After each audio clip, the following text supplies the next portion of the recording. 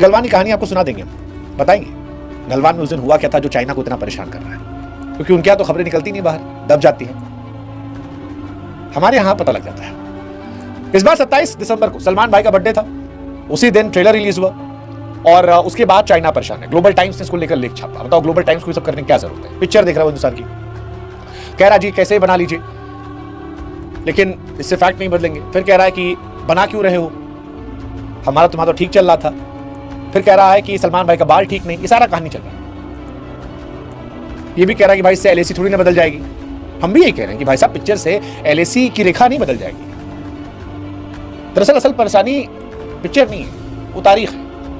वो तारीख 15 जून 2020 गलवान, जिस रात चाइना को उसकी औकात हमारे फौजियों ने दिखाई थी। और उस दिन कोई पिक्चर नहीं चली थी, कोई गाना बजाना डायलॉग बाजी हवाबाजी नहीं। सलमान भाई नहीं थे वहां पे, फौजी थे हमारे।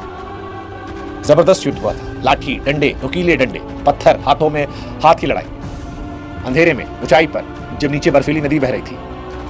जबरदस्त लड़ाई, ऐसी लड़ाई जिसमें हिंदुस्तान के 20 सैनिक शहीद हुए थे। इनफैक्ट हमारे उसमें एक जाबाज कमांडिंग ऑफिसर कर्नल बी संतोष बाबू भी शहीद हुए थे। दुखद था, लेकिन कर्नल बी संतोष बाबू की कहानी भी बड़ी इंस्पायरिंग है।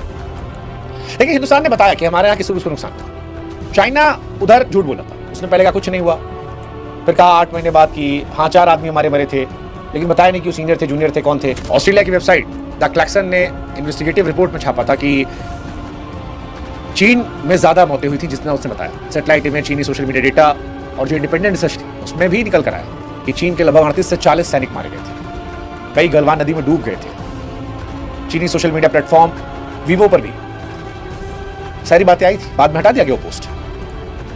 अमेरिकी मैगजीन ने 2021 में तो 60 से ज्यादा सैनिकों के मारे जाने का दावा किया। हालांकि चाइना मना करता है, उसने कभी ना जानकारी दी और दुनिया ने जो कहा उस शुरू से गलत कह दिया। और चाइना को शायद इसीलिए परेशान कर, क्योंकि उसे लगता है कि हिंदुस्तान की तरफ से अगर सच सामने आ गया तो दुनिया देख लेगी, बड़ा स्टार है, पता लगे नेटफ्लिक्स पे गई पिक्चर, इंटरनेशनल गई, पता लग जाएगा चाइना पिट गया था। इसीलिए वो कहता रहता पिक्चर गलत है। फिर वो इमोशनल अत्याचार भी कर रहा है कि भाई जब हमारा तुम्हारा रिश्ता ठीक हो गया उस वक्त ये सब करने की जरूरत क्या है। हाँ सच है, हमारा इनका रिश्ता बेहतर हुआ कूटनीतिक तौर पर, आर्थिक तौर पर। हालांकि उस टाइम इंडिया ने बड़ा तगड़ा एक्शन लिया था, कूटनीतिक, सैन्य, आर्थिक तीनों स्तरों पर। चीनी ऐप्स को बैन कर दिया था, अभी भी बैन है। सीमा पर इंफ्रास्ट्रक्चर निर्माण तेज किया था, एलएसी पर सैनिकों की तैनाती बढ़ा दी थी।